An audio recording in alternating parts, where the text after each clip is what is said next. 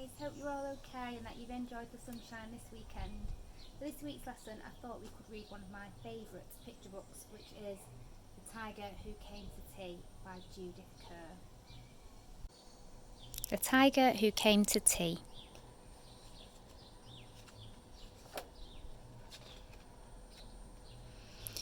Once there was a little girl called Sophie, and she was having tea with her mummy in the kitchen. Suddenly there was a ring at the door. Sophie's mummy said, "I wonder who that can be." "It can't be the milkman, because he came this morning. And it can't be the boy from the grocer, because this isn't the day he comes. And it can't be Daddy, because he's got his key. We'd better open the door and see." Sophie opened the door, and there was a big, furry, stripy tiger. The tiger said, "Excuse me, but I'm very hungry. Do you think I could have tea with you?" Sophie's mummy said, "Of course, come in."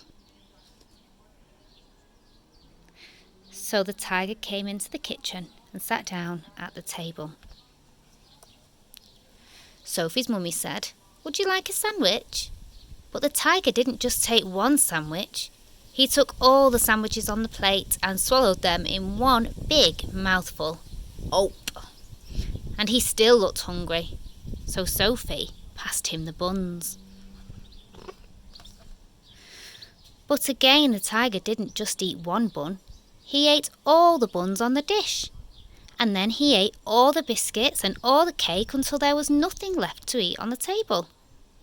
So Sophie's mummy said, "Would you like a drink?" And the tiger drank all the milk in the milk jug and all the tea in the teapot. And then he looked around the kitchen to see what else he could find. He ate all the supper that was cooking in the saucepans and all the food in the fridge and all the packets and tins in the cupboards. And he drank all the milk and all the orange juice and all Daddy's beer and all the water in the tap. Then he said, "Thank you for my nice tea. I think I'd better go now." And he went. Sophie's mummy said, "I don't know what to do. I've got nothing for Daddy's supper. The tiger has eaten it all." And Sophie found she couldn't have her bath because the tiger had drunk all the water in the tap. Just then, Sophie's daddy came home. So Sophie and her mummy told him what had happened and how the tiger had eaten all the food and drunk all the drink. And Sophie's daddy said, "I know what we'll do. I've got a very good idea. We'll put on our coats and go to a cafe." So they went out into the dark, and all the street lamps were lit, and all the cars had their lights on, and they walked down the road to a cafe. And they had a lovely supper with sausages and chips and ice cream. In the morning, Sophie and her mummy went shopping, and they bought lots more things to eat. And they also bought a very big tin of tiger food, just in case the tiger should come to tea again.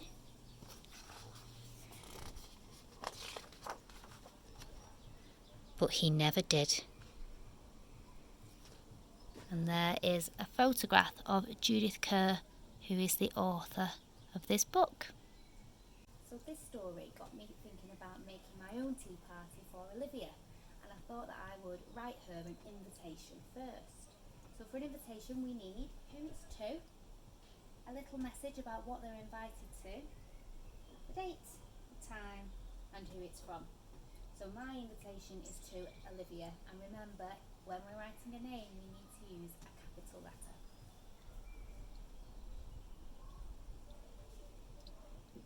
Make your capital letters bigger than the lowercase. To Olivia. What should I write? You are invited to a tea party. Let's count. You invited to a tea party. 7 words. The start of our sentence needs a capital.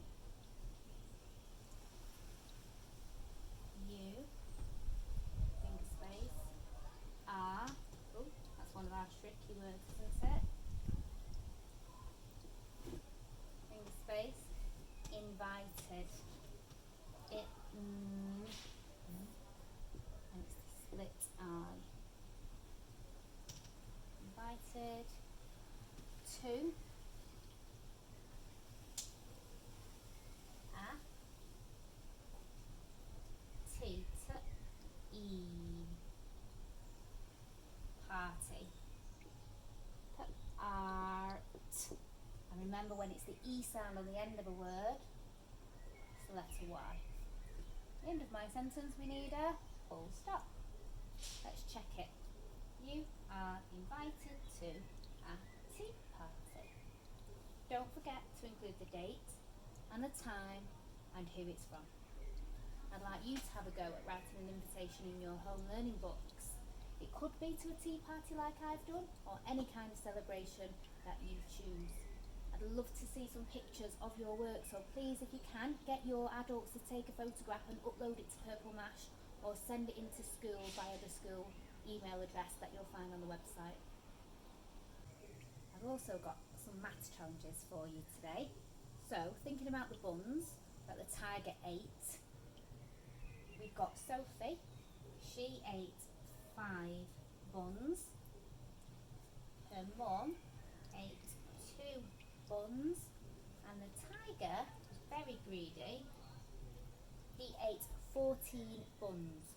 So your first challenge in your home learning books, can you write these 3 numbers in order from smallest to greatest, and then again from greatest to smallest?